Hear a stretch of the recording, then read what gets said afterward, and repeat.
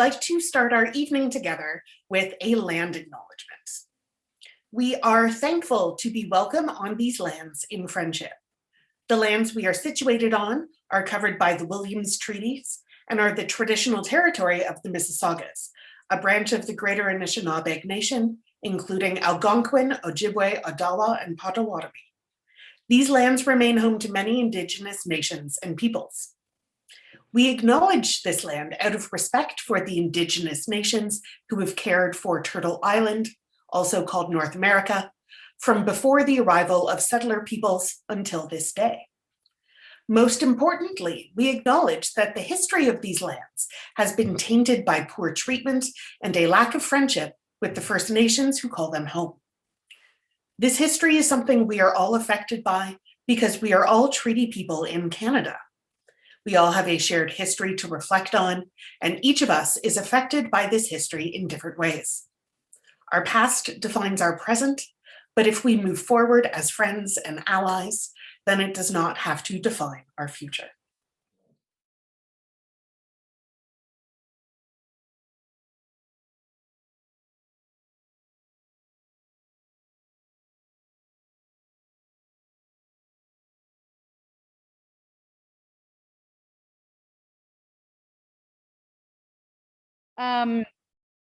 The way I look at it as a psychologist, especially one that does focus on, sorry, I'm gonna click on this, especially one that focuses on the motivation aspect of emotions, there's quite a lot, all right? We're gonna talk about 6 today. 6 because they are considered basic or primary emotions in psychological research. What that means is, there was a very famous researcher called Paul Ekman who studies emotions. And specifically, he looked at how people can recognize emotions in other people, okay? So he was looking at how we can recognize the expression of emotions.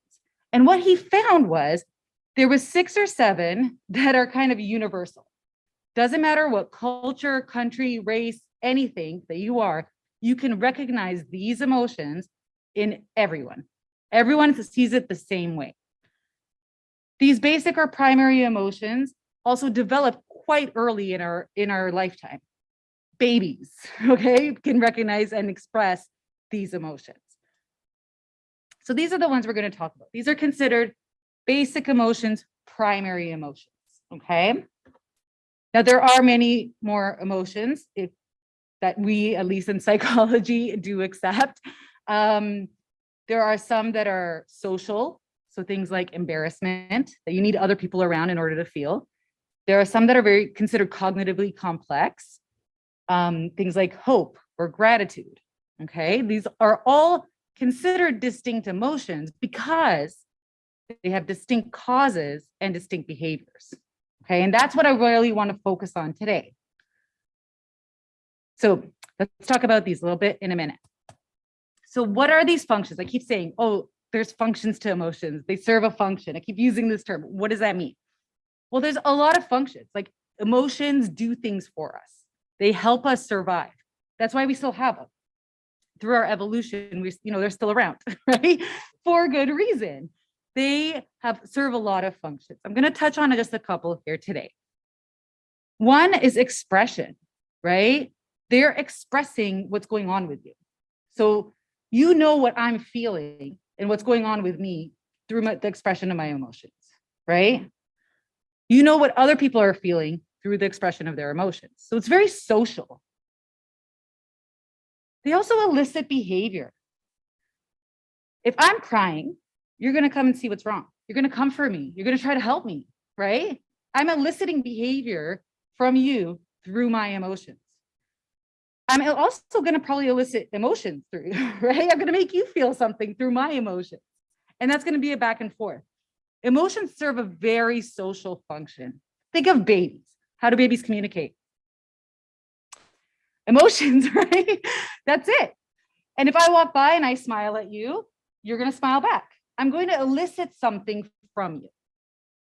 So these are some of the functions, specifically the social functions of emotions. But as I mentioned earlier, they're also motivators. They're motives. What does that mean?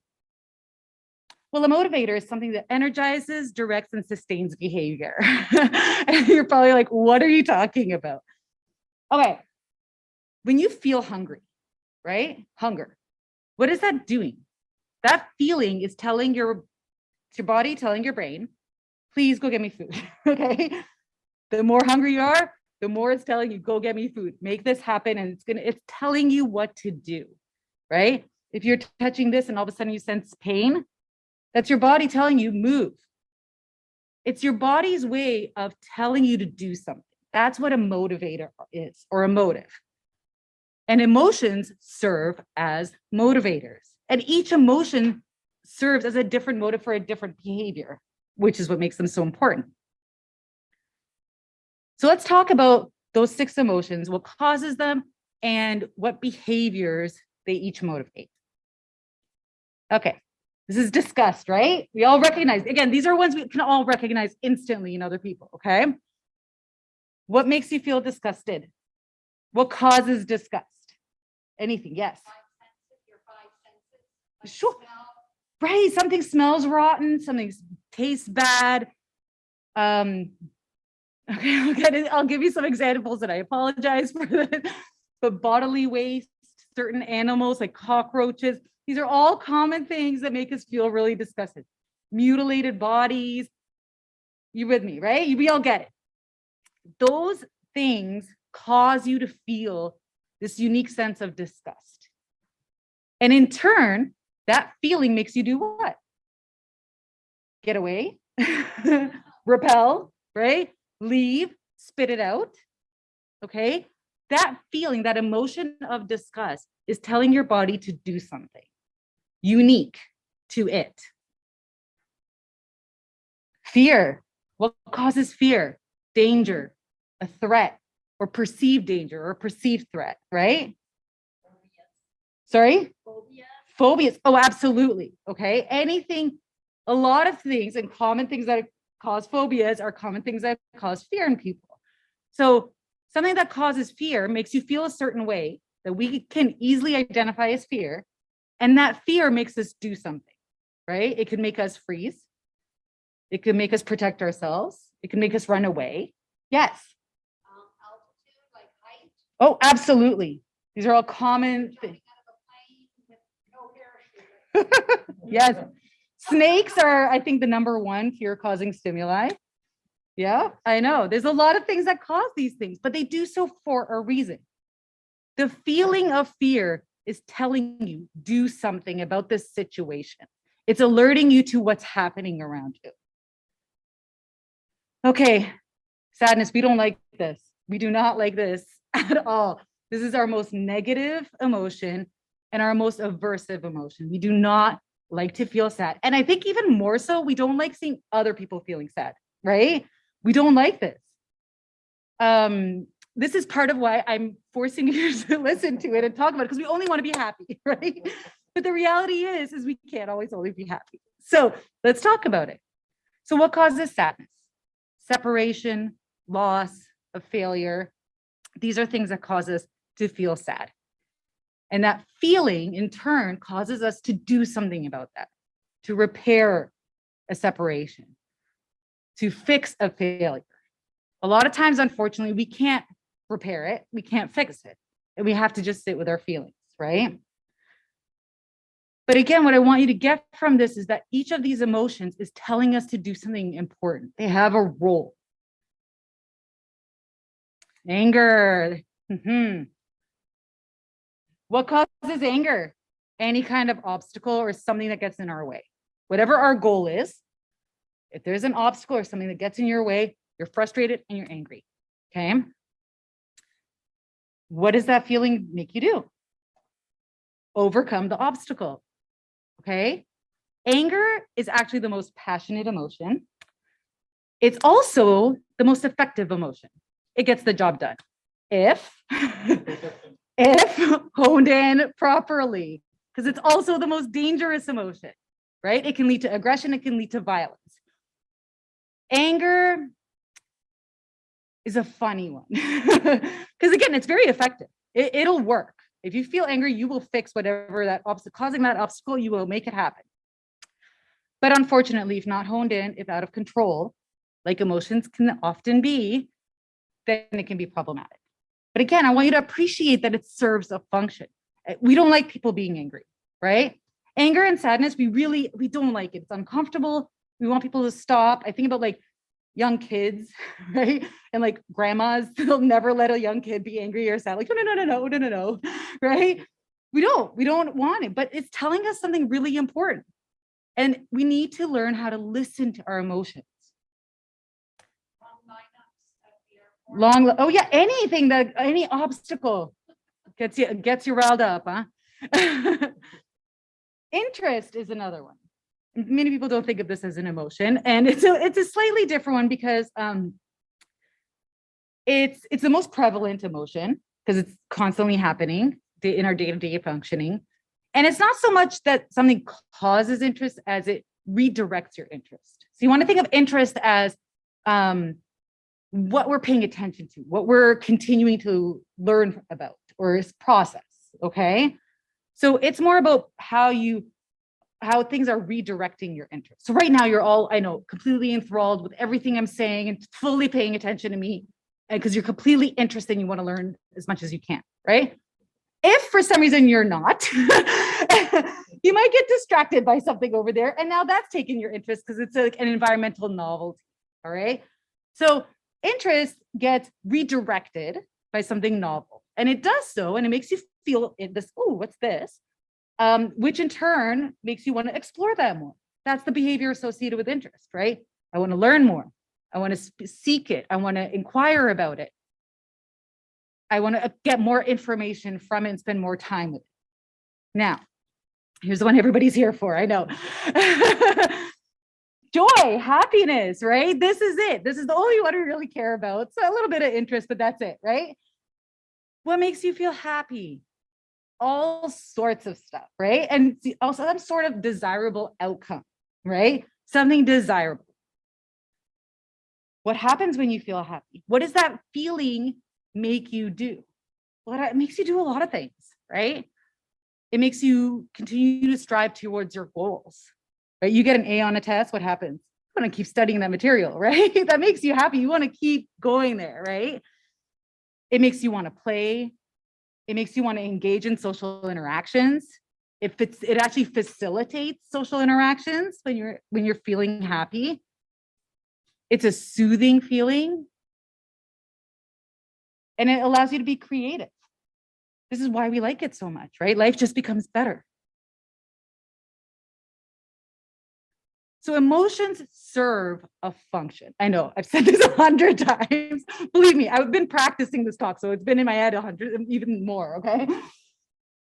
So they serve a function. Okay, so let's say right now something walks in this door. And let's say it's this little guy. I know, look at us. We're all sitting here interested, feeling joy, right? We want to look at this puppy. If a puppy just walks in, we want to look at it, maybe even go and touch it. We want to seek it, interact with it. Makes us happy. We're all smiling. I know. We're chatting about it now. Like this is what's happening, right? This is what the feeling is making us do. Okay.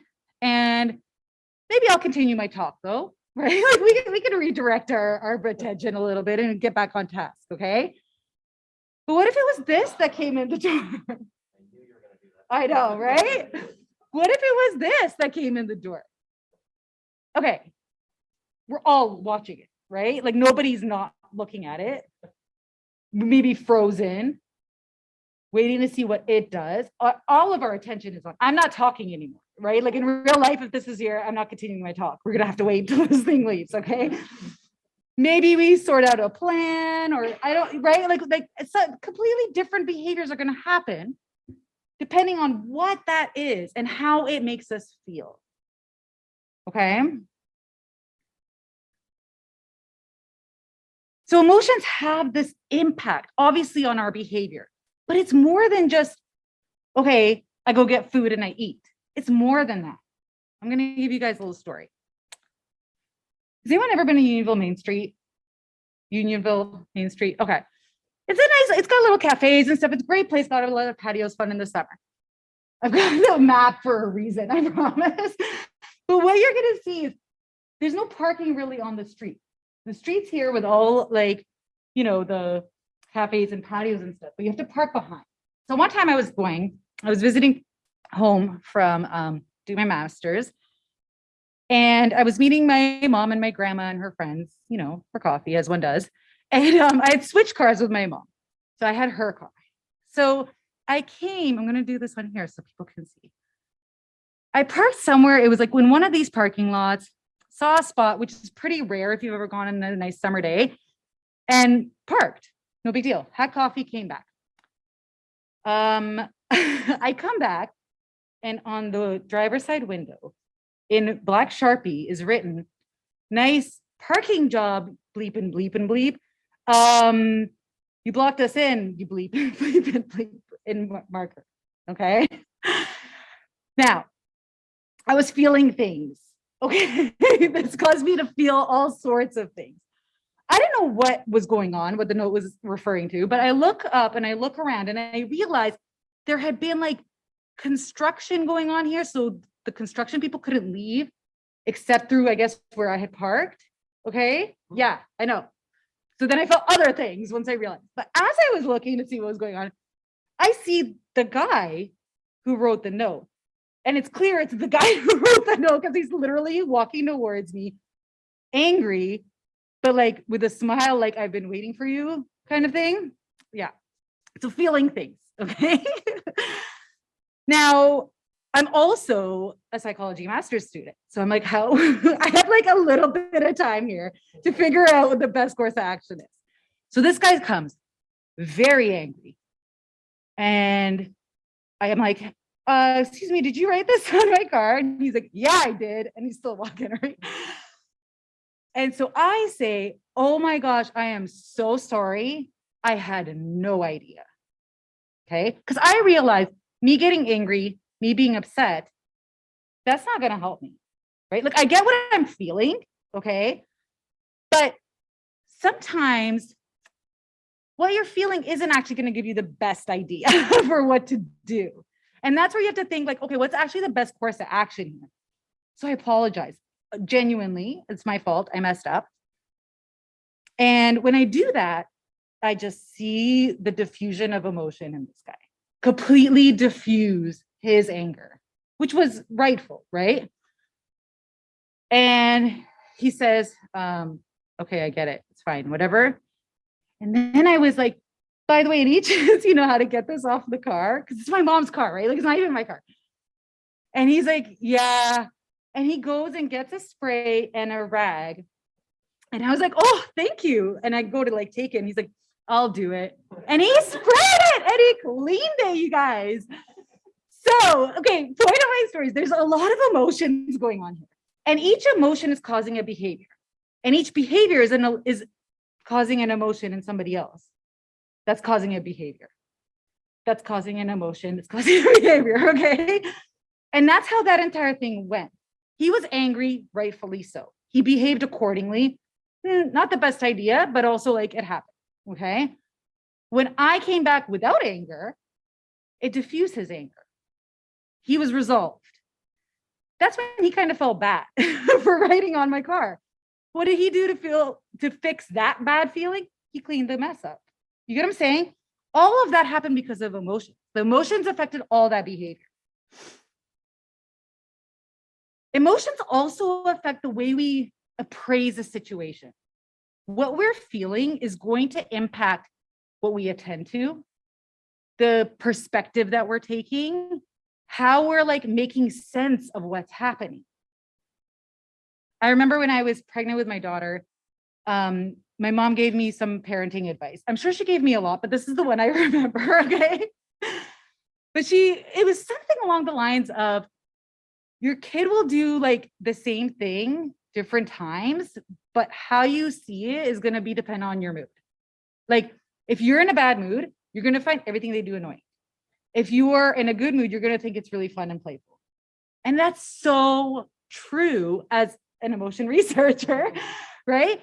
If you're in a bad mood, everything is going to seem annoying or making it worse, or you're going to look at the bad stuff, right? Because yeah, you're going to look at it in a negative light. If you're in a good mood, it's going to be the opposite, right? You're going to look at it in a positive light. So it affects the way we appraise a situation, the way we're thinking about things, and how we direct our attention. Even the bear, right? Like the bear got all of our attention. The puppy, not as much. I mean, a little bit, right, at first, but we can redirect. It affects the way we see a situation and process it. Obviously, this is where my research really comes in, but emotions affect our memories. Okay, I'm going to do a little exercise with you guys. I want you to think of all the fruit you can think of. Fruit. Start listing them all. Okay, now I want you to think of all the furniture you can think of. Furniture types. Okay, so what happened there? You find like, okay, first you're like fruit. Okay, let me go berry. Okay, strawberry, and then, okay, raspberry, blueberry, blackberry. Okay, apple, pear. Like you started going kind of, you got the hang of it, right? And then switching categories. It took you a second, but then you started getting, right? Okay, you know what I'm talking about. That's because we think in a way that, and we remember things in a way that are categorized. Our information, our knowledge is categorized. And that helps us. That helps us be more effective in just doing things day to day. So if I say list some fruit, you're going to try to open the category of fruit in your mind and start going off and say things that are related, right? Once you get on the berries, you go through all the berries, right? That's how our information is organized. And it makes it easier, right? To go through the world. It does it with emotion too, and mood. So what I mean by that is if you're happy, you're going to remember happy things. If you're sad, you're going to remember sad things. They're categories of memories. They're categories of things that have happened. This is why if you're ever in an argument with a significant other, and then you're like, this other time you did this, and this time and that time, and all you're remembering is all these times they've been jerks, and you're like, you can't even think of something good about them because that's how your mind is organized. It's organized in categories, whatever that category is. And this is also why like rosy colored glasses for relationships is a good thing. Because once you start thinking good about your partner, then you're only thinking about the good things. You're kind of blind to it, like you got your blinders on, right? So it affects our memory as well and how our memory works and the things that we remember. So emotions impact a lot of things. So what can we do to mediate the impact? Because like I said, they're not always like giving us the best advice, okay? They're not always spot on there.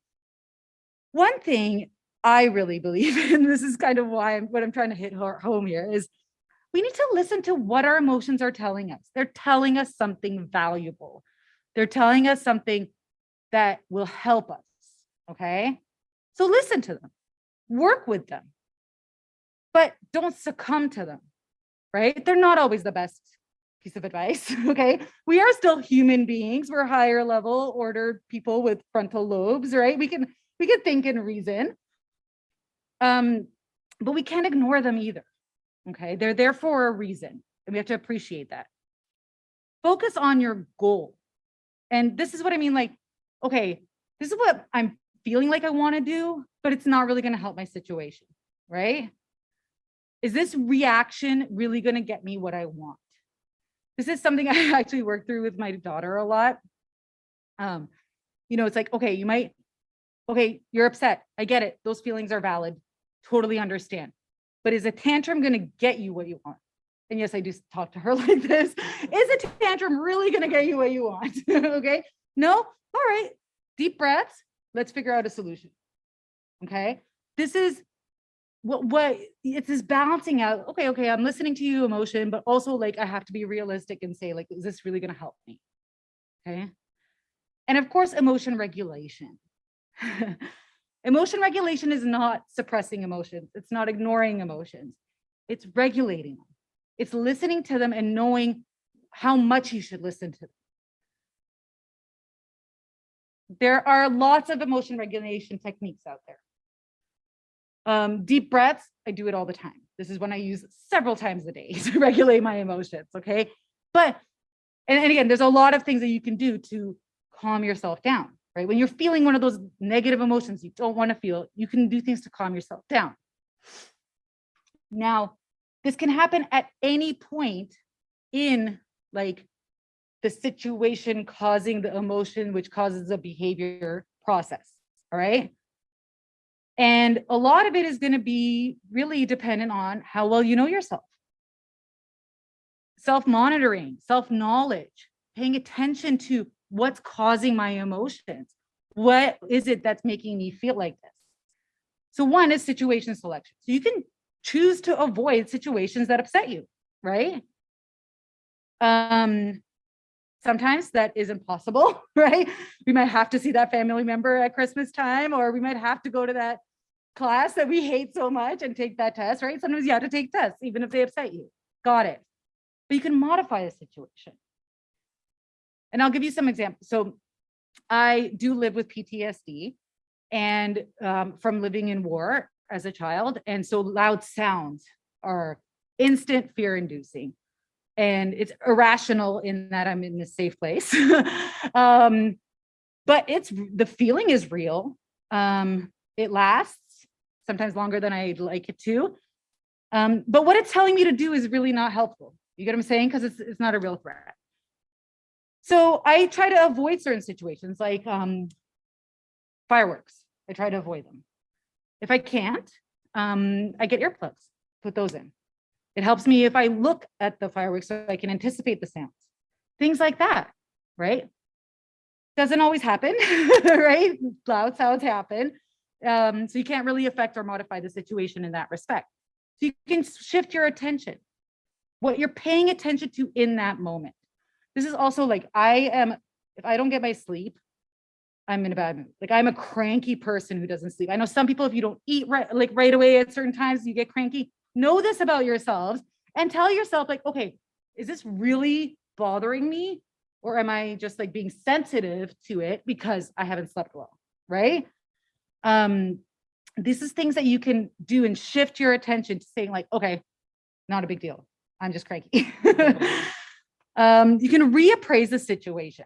Okay. So again, this is where like, I like to think like, okay, if this was a friend, what would I tell them? What advice would I give them? Right. Should you really be upset about this or that upset about this? Yeah, it sucks what happened, but do you really need to be this upset? Right. And suppressing the bodily response, not the emotion. We don't suppress emotions. Okay? The feelings are real, but is it necessary to be that heightened? Do we have to do that behavior necessarily? So again, there's a lot of self-awareness here. And that in and of itself is its own skill. And I'm a big proponent of teaching emotion regulation to children early on, because we as a society do not do this. Okay, we do not. We try to ignore kids' emotions. We try to redirect them, and we don't teach them to process it. And I think that that's problematic. And I think we especially do this with boys. We don't teach boys to process emotions unless it's anger. And we don't teach girls to process anger. It's only when we don't teach them to process. But we need to teach this really early on, how to listen to your emotions, label them, say, what are they doing? What are they telling me to do? Is that an appropriate response? This is something that is a skill to develop. So how to be happier? Well, again, all of this stuff that I'm talking about, I know I've focused on the negative emotions because really, if the negative emotions don't have as much of a hold on us, we can be happier generally. You know what I mean? But also we could do this same stuff with happiness. Know what makes you happy. Just like you should know what makes you cranky, you should know what makes you happy. And you can redirect your feelings and focus on happiness. There was a study done where, and this is more of like an exercise or demonstration people do. They asked people to hold a pencil in their mouth, which now with COVID, we'll never do that again in class. But you either hold it like this, so your mouth is like that, because you can't see my mouth, or you hold it like this, so it's kind of smiling. And then they show them like jokes or something like that. And they asked them to rate how funny a joke was or a cartoon was. The people who had them like this found it funnier. Just doing the action of smiling made your whole body and mind think happiness. I know It's that simple, and I want to be very clear. I'm not talking about people who suffer from like mood disorders or anything like that. It is not that simple. That's a health and medical issue. Okay. But for day to day, when you're feeling down, for day to day, when you're feeling upset, you can shift yourself to start thinking happier. What movie can you put on? What song can you put on? For me, if I find something upsetting, like, the world being on fire and like crumbling all around us for the last couple of years, I detach. I get off social media and doom scrolling. I put my phone down. I put on Back to the Future or something else that I know is guaranteed to put me in a good mood. And I start from there. And so there are things you can do to shift things. If you're struggling in your relationship, write down 5 things you like about your partner, even if you don't like them in that moment. Okay. Even if it's hard for you to think about, start thinking about it. Because once you open that category, it'll start rolling in, it'll start coming along, right? There are things that you could do to shift your perspective and shift your focus, but also kind of being true to what you're feeling and what your reality is.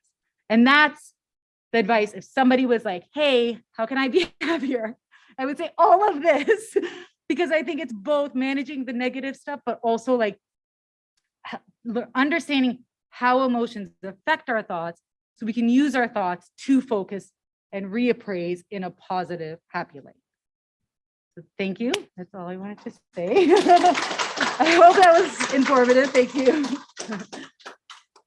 And I do have a ton of references, but they're all academic. I apologize. There's nothing these up fair if anyone. That's awesome. Thank you so much. Oh, thank you. I would love to turn this over to questions. I mean, I have a million, but I always have a million. So people other than me should go first. So folks here, and I know Jen can keep us posted on any that come in over Zoom. Thank you. So yeah, questions. Yes, Eric. I'm just wondering, I guess, from like the emotions connection to our language that we use and everything. Why is it that whenever we say things like, "Oh, so and so is in a mood, they're moody, so and so is emotional," it's always just only when it's negative stuff. Like we don't really see being moody as someone being happy, and being emotional as them being happy. It's only the negative emotions. Yeah, it's only when we find that it's problematic, right? So I don't know if people at Zoom heard, but the question was like, why is it when we're talking about somebody being emotional or moody, we're focusing on the negative emotions, right? I even find that we focus on very specific types too, of negative, right? Like we never like call somebody who's necessarily angry, moody, right? Yeah, it's typically kind of more what's associated with like feminine emotions. I'm going to try not to go down the gender route too hard, but you're right. You're right. Our language absolutely reflects that in a negative light. We don't like negative emotions. Now, I will say this, we especially don't want women to experience, we want them happy and sweet, right? That's a thing. But we also just in general don't like negative emotions. And if somebody expresses that, that's like, oh, they're bad, right? And I think it's really problematic. I think it's especially problematic, like again, for children, because how are we supposed to learn how to manage our emotions and regulate them if we're not allowed to feel them and talk about them? So I know, I'm with you. Yeah, there's a Zoom question. Okay. William asks, can you explain how emotions improve memory? Didn't your first slide say mood, not emotion, improves memory? So in terms of improving memory, it's a little funny. Okay. Some aspects get improved if you're feeling emotional, or if the stimuli or whatever the event is causing the emotion is, some aspects will be better remembered, some will be worse remembered. But mood, when I'm talking about mood and memory, it's this thing called mood congruency effect. And basically like we tend to remember things that are congruent with our mood, whatever that mood is.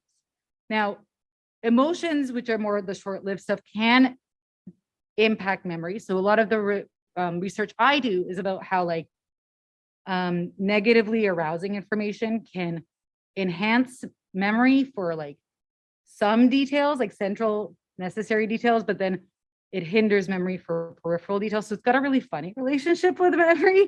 And you see a different pattern with positive emotions. So it's very convoluted.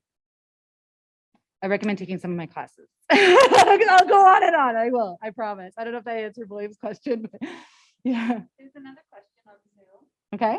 Amanda is asking, why is it a common belief that other people should make us happy, i.e. in romantic relationships? Shouldn't happiness come from within? Excellent question. And yes, it should.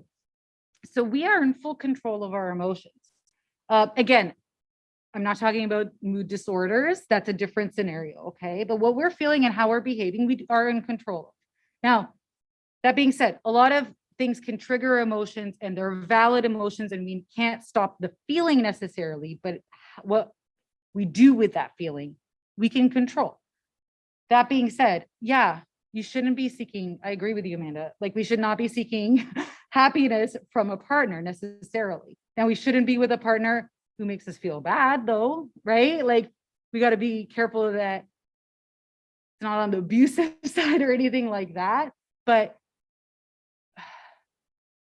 being happy with your life and being happy kind of overall and be having a more positive outlook is something that you can control, if that makes sense. I hope that helped, Amanda. I have one more. Okay. Rita's asking, how would you say how to handle being triggered by something someone says or does? It's tough. And this is something that I struggle with as well. And so it's hard because I think a lot of the times we can't anticipate it. And if it's a situation that you can anticipate, then you can mentally prepare for it. And that sort of thing. I recommend having like some go-to techniques to help calm you down. So for me, deep breaths really do help. So if something does, trigger me, I take several deep breaths. Sometimes I've had to tell somebody, hey, can you stop talking like that? Because I find it really offensive or it's really upsetting or something along those lines. But just, sometimes you can't change the world always, right? So all you have control over is yourself. And so any kind of exercise that you can help, sometimes like counting to 10 or going for a walk or getting some cold water. There's a lot of things that can help kind of calm you down. But for me, I take deep breaths and then I appreciate that the feeling might last longer than I want it to. And I'm mindful about kind of how I'm behaving afterwards or how I'm perceiving things afterwards. I know it sucks. I'm sorry. Okay. Yeah. On emotional intelligence. So there's a lot of information out there. There's a lot of courses on EI. Employers are hiring, and they will ask about like your example that you gave in Unionville. I think that your response to this person who damaged your car or vandalized your car took a lot of critical thinking skills. Yeah. Emotional intelligence, your own experience, your own, academic experiences and learning.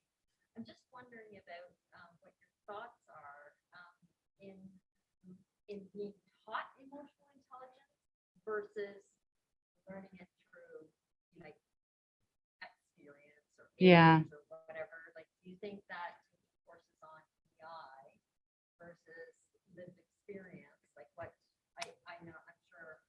No, that's a really good question. So the question's about emotional intelligence and essentially like, is that something that you can be taught and learn to be better? Or is it kind of experience-based, like real life experience-based? And I think the answer is both. I think some people are just more into, like, I think of emotional intelligence as being really understanding and mindful of not just your emotions, but other people's emotions and being able to kind of anticipate how something might affect someone else and kind of going down that back and forth, like you brought up the Unionville car example, right?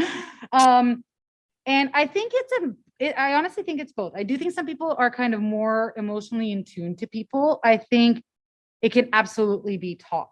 I think perspective taking is something that we all need to learn more of, right? It's a part of empathy. It's not the whole thing of empathy, but it's really important part of empathy, taking perspectives. But that's also really difficult for some people as well.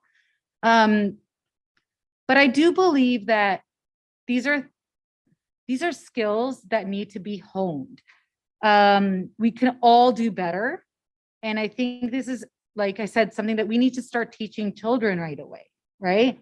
And taking the perspective and saying like, okay, well, what's the best solution here? What's the best course of action? And it's something that I really do think is both experience, but that can be taught, but also a little bit innate as well. Yes. I'm curious about the kind of the pleasure we can find in negative emotions. I'm thinking about sadness. When you were talking about how sadness is such an aversive emotion, and we try to avoid it. But there are times where we just want to wallow in it. And we just want to feel sad. I know, like that sad song that you like turn it up. Yes. Right? And so Honestly, what so is okay, sadness? sitting in our sadness, and I think you're absolutely right. I think this is very unique to sadness because I never sit in my disgust. You get what I'm saying? Like, I absolutely like that's a different. We don't have like a song that we turn up for disgust, right? So yeah, why do we sit in our sadness? I honestly think it's because we need to experience these emotions, but we don't let ourselves. Society doesn't let us. Nobody lets us, including ourselves, and so we push it. And sometimes we need an outlet that's okay, right? There's a sad movie. Oh, I'm allowed to cry. I'm allowed to just sit in it and feel it, right? But you really need to feel it. And that's why like we can't just ignore emotions, even the bad ones. And sometimes I think sadness is a really great example because like I was saying earlier, you can't always fix the loss. And sometimes you want to honor that loss by sitting in the sadness, right? And I think that's okay. Sometimes we do have to just sit in it, right? Like we really do. As long as, you know, we appreciate that at some point we do need to get out of it. And if we struggle with getting out of it, then we should seek help, right? To get out of it. But yeah, I think those moments where we have to just sit in our negative emotion that we normally don't let ourselves, it's because we've been suppressing it. And we need an outlet that's appropriate. Yeah. Is it possible to be too happy?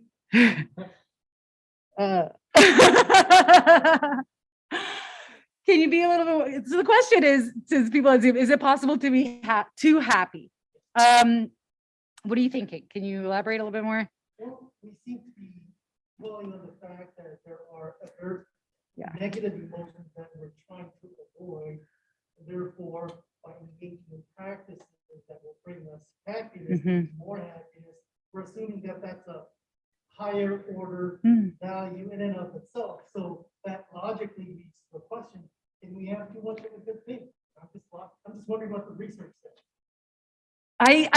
My mind is thinking to what like Buddhist texts would say. And essentially, you know, I mean, according to that religion, they would say, you know, sever all attachments and you won't feel the negative things to them, right? You won't feel the suffering if you have nothing to suffer for. Now, I personally have things I choose to suffer for because that's part of my love, but I don't think it's a bad thing to be too happy. Unless, I don't know. This is literally, I've never had. Do you have you ever thought about that? But could you end up like not really noticing that you're on the happy side and you're just kind of always being happy? Or you really be able to recognize? Well, that's what I was gonna. Can you really have the happiness without the sad? That's a good question. That's what I was gonna say. Like, how would you know that you consider it's a problem unless other people are saying, hey, you need to be upset about this or something, right? Like, I mean, that's why to a certain extent, I guess, we seem to be gravitating toward the idea that we only need ourselves to be happy. And if that's the case, I would sit at home, eat cookies and watch Netflix all day. Yeah. I would be happy, but at a point in time, I'm pretty sure even I or people around me are gonna tell me, no. I agree. I do think people would around you would say something's odd or off, or why aren't you reacting like this? And I do also agree with your point that would you even feel happy if that's your norm, right? To the point where like you need something to contrast it to. I would say it's unrealistic. And that's where it's like, this is why, like I said, when I was asked to give this talk on happiness, I'm like, I can't. I get it. We all want to only be happy, but that's just not reality, right? Is there a word for the norm? So if we aren't currently directed toward, Yeah. like you had that list of these sort of primary emotions, right? Yeah. If we are not in the middle of one of those, is there a word for just what you are, if you're none of those? If you're not experiencing an Like, you're emotion, just kind of, You need Do you need- sadness to know what happiness is. no, I love this philosophical. We've gone real philosophical Zoom, and I'm loving every second of it. Do you need sadness to know what happiness is? Do you need what is the default non-emotional state? I don't know. Contentment, I guess, just being like you're just like okay with things. But that seems to me that's happy. Like I mean, I don't know, maybe my bar is low. And I think like just being okay is like, yes, let's do that, right? That's a really good question. I'd love to hear more thoughts. I don't know. That one I don't have answers to. Yeah.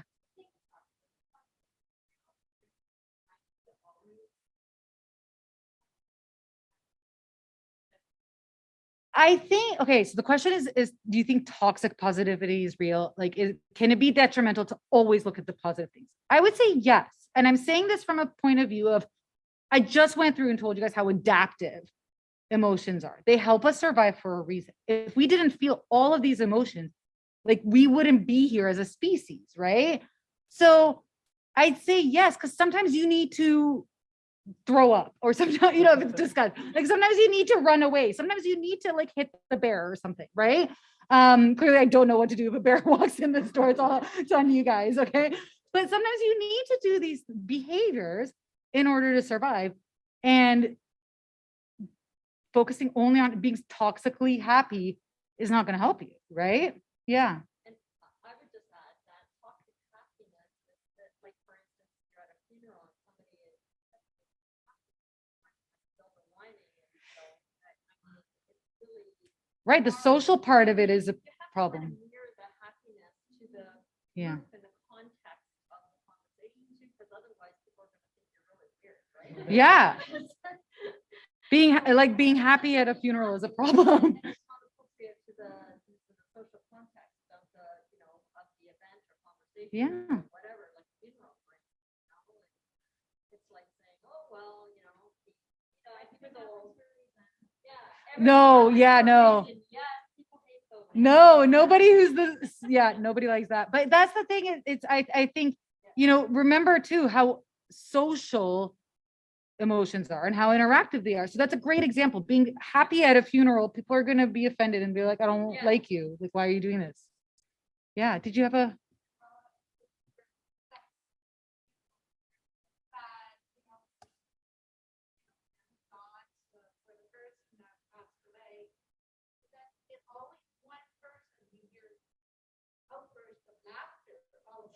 Oh no.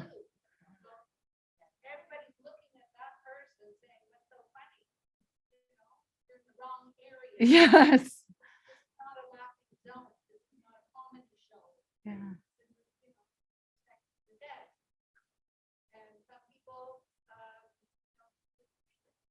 Yeah, and I think that's true. I think, and that's the other thing too. There are like social and cultural constraints about what emotions you should be expressing in different situations. And I think to have some, to defy those rules can be problematic as well. So I absolutely agree. Are we wrapping? yes, I Okay. wanted to swoop in and. You guys don't see this, but I'm and getting say thank feeling you things again. here. This was Thank a- you guys. Thank you. Thank you all. This was fantastic. Oh, We've got a few minutes after we Sure turn Zoom thing. off, if you want to have some sugar and some caffeine. And if you have any other lingering questions, we have time for like more informal snacking and chatting as we get all of our stuff packed up. So thank you so much for coming.